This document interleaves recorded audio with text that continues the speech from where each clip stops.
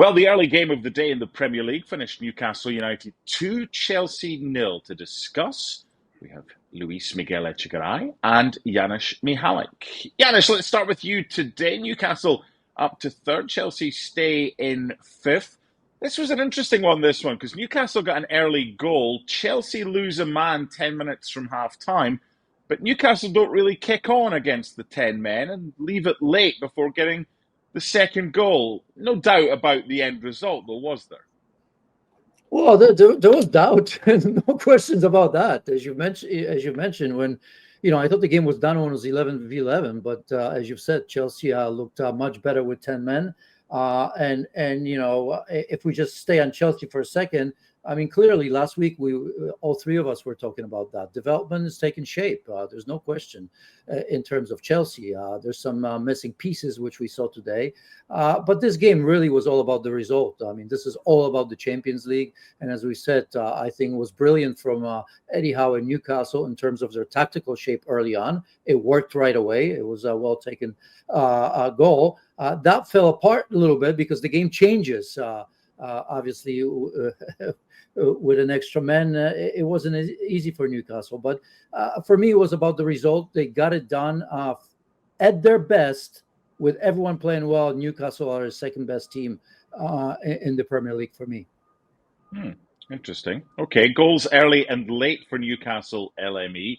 But I want to start by talking about the red card. We haven't spoken, any of us, beforehand regarding this specifically, and that's intentional because I don't think the referee got it right to start with. I thought it should have been a red card. Thankfully, VAR got it right, but on TV over here, there was a difference of opinion. Tim Howard thought it wasn't a red card. Robbie Mustoe did.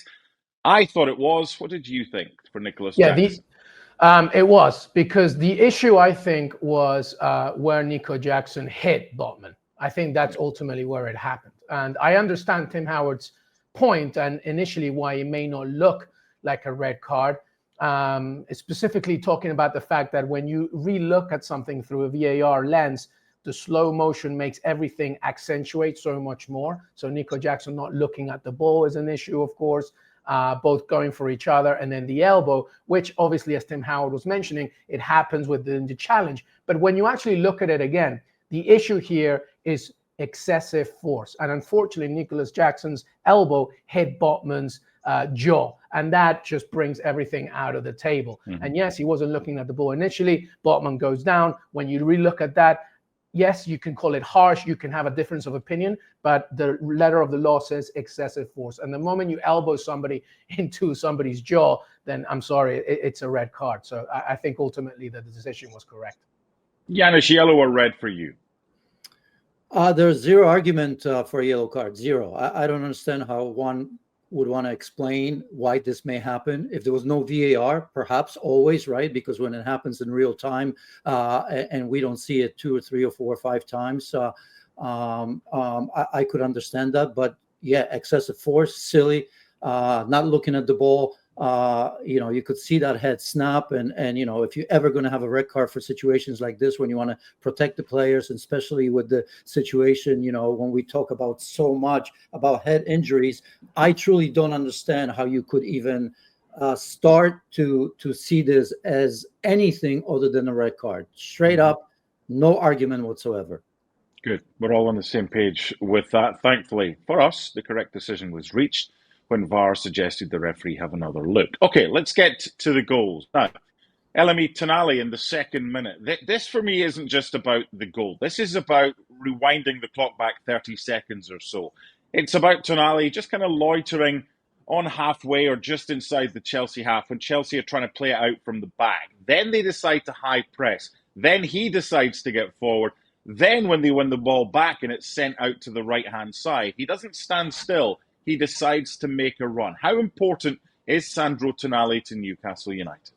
Huge, for all the reasons that you just said. Sandro Tonali has no business scoring in this goal. Like where the play began, as you mentioned, literally on the halfway line, just sitting. And then when Newcastle do the high press, a wonderful ball coming in, of course. And Tonali, as you mentioned, doesn't just sit still. He keeps pushing towards the goal. It's a lesson to any youth player. Never stop going towards goal whenever you're trying to high press or going towards the goal. And that's what Tonali did. And, to answer your question, he is so important just because of moments like that. Whenever Newcastle need that extra aggressive push, obviously they have it in other players when it happens, but Tonali gives you that extra specifically from a central midfield standpoint, going forward behind the striker. It's a wonderful piece of play, and it's something that we continue to see with Tonali. And obviously, I think he still has that baggage of his suspension. He wants to make amends still and help Newcastle get a Champions League spot. It was a really, really good goal from a very, very good assist, but it's a great lesson to everybody.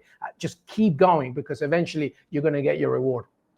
Janusz, I want to take you back to something you said 5 minutes ago or so, that when Newcastle have got everybody fit and they're playing at their best, you think they're the second best team in the Premier League. So bearing that in mind, where does Sandro Tonali and Bruno Guimaraes rate as a central midfield pairing in the Premier League in your eyes?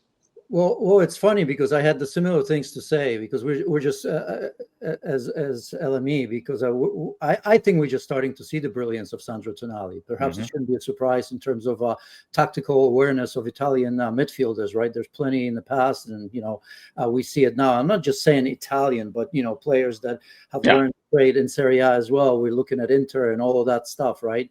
They certainly understand how to play that position, and so it's funny because it started well and it ended well for two players that played well maybe for 10 minutes in the entire game. So that's a bonus for Newcastle, right? Because we didn't see much of Tonali after that. We didn't see anything from Guimaraes for a while now. Now, when I say we haven't seen, I mean, Guimaraes has been brilliant. Sometimes you have these games where you have other tasks, but then in the end, it is Tonali and Guimaraes that scored a goal. But in between, it seemed to me that they've gone missing, perhaps because of a perfect second half of Moises Caicedo when he moves back into the midfield as well. But yeah, these players are special. You always ask for consistency. I think Newcastle is always that a sort of team that is just it's been knocking at the door. We know how big they are, how big they can be.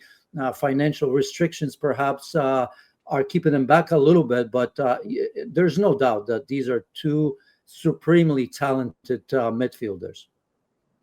LME, what did Chelsea do to become more of a goal threat with 10 men that they didn't have with the 11? Yeah, it's so funny how from a psychological standpoint, 10 men can actually make you play better. And Chelsea's actually a really good blueprint for this, because, we've talked about how talented they are, but they can also be pretty erratic, especially when Lavia wasn't playing. But when they lost Nico Jackson, it forced Chelsea to be more organized off the ball. They were more focused where they needed to be. Janusz mentioned that. I thought Moises Caicedo was magnificent in the second half. He was physical. He was trying to cover two spots at the same time. Cole Palmer doing a pretty good job as that false nine. So I think they did a good job at making sure, okay, when we don't have the ball, which is going to happen a lot, obviously with 10 men, then we have to be more careful, more focused without it. And as a result, actually, when you look at the stats at the end of this game, Chelsea had more possession, more passes than Newcastle. And even though they weren't directly attacking Pope at goal, they still were pushing until Bruno Guimaraes, of course, scored that second goal. So it made them more attentive, which actually is a Chelsea value, a Chelsea need that Mahrez is going to be looking at. It's crazy that they were much better in the second with 10 men than first. But I think it also speaks to the fact of how Nico Jackson can improve his own game. Because, it's not just about the way that, he's a young man and we talk about him offensively a lot, but defensively, what he needs to do off the ball, I think speaks volumes. And I think that's another part of the game that he needs to look at, aside from excusing himself from having a red card. But yeah, it was really funny how Chelsea were a much better team without a man.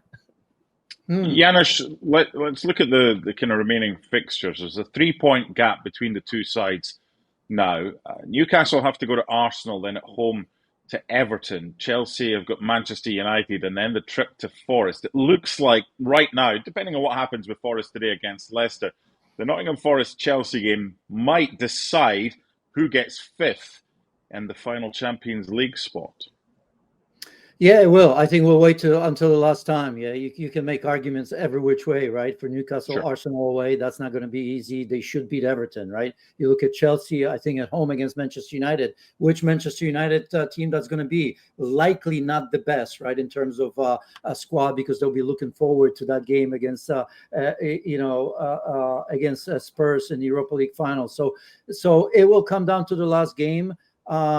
This is big for Newcastle. I think that's enough to get them through. For Chelsea, it feels to me that they're going to have to win their last two fixtures, right, and hope that something changes there. So it's going to be fascinating. It's a good thing, and it was unfortunate, really, in this game for Chelsea, because my gut feeling is that they were surprised by the lineup. They were confused by the first 10 minutes. They paid the price for that, but they weren't bet in that game, right? I mean, Newcastle, really, when you think about that, after going up, they didn't create anything special at all. As I mentioned, Tonali, Guimaraes, after the first 10 minutes, nothing. Isak, absolutely nothing. So, it depends which way you go. You see 2-0, you think, okay, that's normal, playing against a team with an extra man. But I think, as I said, for Chelsea, I like plenty. They just got surprised because they couldn't get, Cucurella's up the pitch because of the tactical changes. And Eddie Howe did a tremendous job in making sure that the white game of Chelsea doesn't work initially.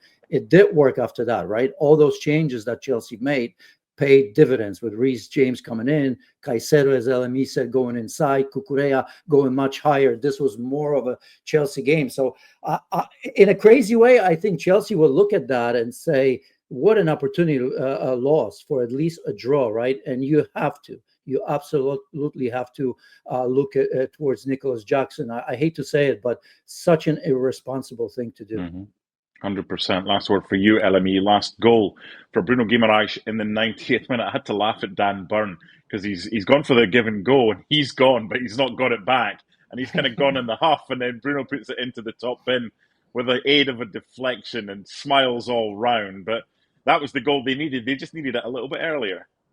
Yeah, because as Janusz was saying, I think Chelsea might have been to that point disappointed that they couldn't even at least get a draw, even with 10 men. It was a massive goal. And Bruno Guimaraes is, obviously Champions League football, if Newcastle get it, they're looking closer and closer to doing it. But it'll be interesting to see, if any other club's going to be sniffing around, because, he's really, his trajectory has kept on climbing. I'm imagining that obviously he's happy where he's at, and specifically if Newcastle get higher up. But just to go back to your point very quickly, MD, about this race for Champions League, it's kind of insane, because the Man City Southampton result kind of threw it out of left field for me as well now, because when you look at Arsenal and even and Forest at this point before taping, they haven't played Leicester City yet, the difference is 6 points. Obviously, if Forest beat Leicester City, now you're talking about a closer thing. So these last two matches coming from next weekend are going to be so intriguing, an absolute title, and the fact that they're still